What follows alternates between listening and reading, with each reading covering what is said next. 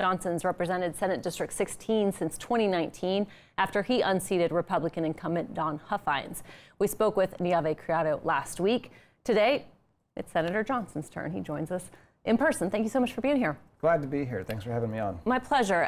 What is your response to Niave Criado saying that you haven't fought hard enough to push back against the GOP agenda? I don't, maybe she's not actually watching what's happening in the Senate, but anybody who has been knows that I've been one of the most vocal opponents to the right-wing cultural agenda. I'm on the floor all the time going after them, and I do it with the help from an excellent staff. So we take apart their arguments, we expose the flaws in the thinking, we expose the hypocrisy, because ultimately fighting is not just about getting on Twitter, it's about making progress, changing politics. I do that every single day. The difference is I'm able to do it and still pass bills and deliver for my district. I think that's a very important distinction between us. She specifically cited your vote in favor of a measure to increase the penalties for human smuggling. She says it will lead to racial profiling. We heard that from several in the House. I mean, why did you support that measure? Yeah, that measure has been confused with other measures. There were a couple of different bills that both had the title SB 4 because we had 5 sessions. There's 5 SB 4s. There was one truly racial profiling bad piece of legislation that I voted against multiple times, and that was to arrest people on suspicion of being in this country illegally and deporting them. Bad, absurd bill, which is why I voted against it multiple times and spoke against it on the floor. On this bill to do with human trafficking, it's very important to note that 10 of the 12 Democrats, including 6 of the 7 Hispanic Democratic senators, voted that way. I voted with them in a block. We were able to take down the penalty in cases involving families. And thank goodness we did, because they couldn't kill that bill in the House, so we were able to make some progress over in the Senate. The other thing that's really important is to say that that's a racial profiling bill ignores the fact that the law has been there for 24 years. If it's a racial profiling bill now, it was last year and the year before and the year before, and every year that Victoria's been in office, and she's never filed the bill to do anything about it. It's not a racial profiling bill, it's a penalty bill for convicted human traffickers.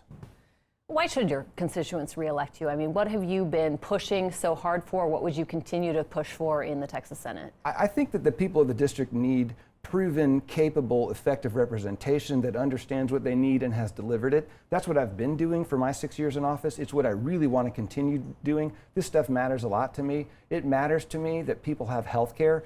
Dallas County has the highest percentage and highest number of uninsured people of any county in the state, perhaps in the country, which is why one of my signature things I've been working on for years is Medicaid expansion. We've managed to take it from being a footnote to being on the front page of every paper in the state. We've not gotten leadership to budge on it, so I found another way, passed a law that we estimate got more than 200,000 low-income people free health insurance on the private marketplace. Those are people in my district. People in my district need health insurance. They need electricity. I have spent the last several years trying to find ways to provide some sort of backup power systems so that people who don't have a generator are still going to have electricity. It can be rotated. I passed a bill. We got $2 billion for it to build these systems throughout the state. So whether we're talking about healthcare or education or electricity, I've been able to deliver for this district. It's what I want to keep doing very much. A lot of people watching that closely as we head into the colder weather over the next couple of days, too. I mean, how healthy do you think it is to have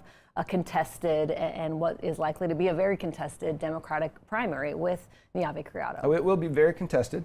I think that if any party needs to get rid of people who are ineffective. So it's perfectly healthy to have competition within a party and everyone has the right to run.